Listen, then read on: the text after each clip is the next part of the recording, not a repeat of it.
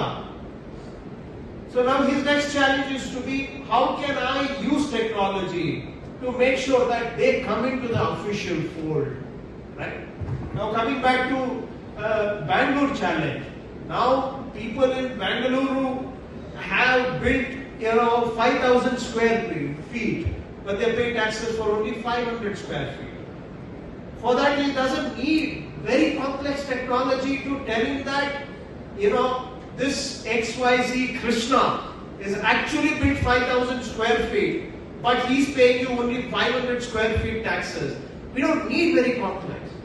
So imagine the impact on his revenues. So Bangalore can meet all its infrastructure and investment requirements if he just uses basic available technology to make sure that nobody is overburdened. At the same time, there is no free rider enjoying the common good. So there are, yes, I understand your point that, don't have too many expectations because we are still figuring out the construct, the architecture, the principles, the logic, all that. But with existing available technology, there is enormous scope for improvement of efficiency and also in delivery of public services, right? So also in the police side, and they are doing pretty good job already, but there is scope to improve further as well. So I think, but what I said in the beginning, over the years what I have seen is that about 20 years ago, we used to rely on more services from the private sector for the IT and ITES. Nowadays, over the 20 years I have seen that government has become the biggest developer of IT services itself. So a lot of my requirements are today met by my own, I run the revenue department. So I have my own software company which called the Boomi Monitoring Cell, and Sunil runs it.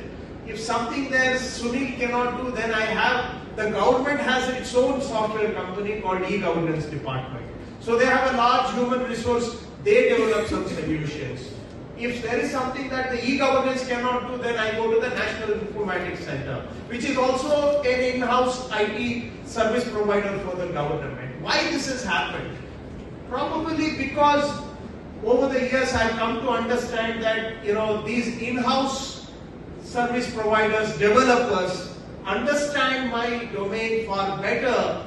So it saves me the effort of sitting with guys who are wearing a lot of suit, boot and tie, but really they don't understand my basics. So in order to overcome that, over the years I have become my own developer. But that I'm not saying this to discourage anybody, but I'm saying that why is it that I am getting solutions from them? Because they are learning from what my private sector is doing.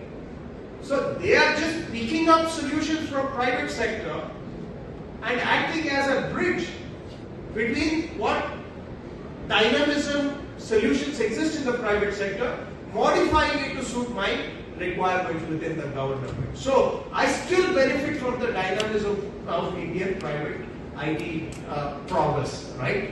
But if there is way to work directly, we are always willing and happy to work directly as well. But I think to conclude, AI can do wonders in healthcare and also in education, primary and higher education. I think that's where the problems are better defined, because healthcare and education exist in the private sector also. So taking from those learnings and also pitching them to governments to see how we can improve healthcare, how we can improve delivery of quality education at the primary and higher education level, can be immediate touch points between the private and the public sector. But it doesn't stop there. It exists at all levels. But I think we learn from each other. There is scope to learn from each other. You can learn the complexity from our side, our domain, and we can learn that how innovation can really reduce very complex problems to very simple solutions. And I have seen that in the last 1 year itself. I can list you, 5 to 10 things that we have done, but I will spare you that. But where complex problems have been converted into very simple solutions, right? Complex problems do not require complex solutions. It just requires an understanding. Then it can be converted into a very simple solution.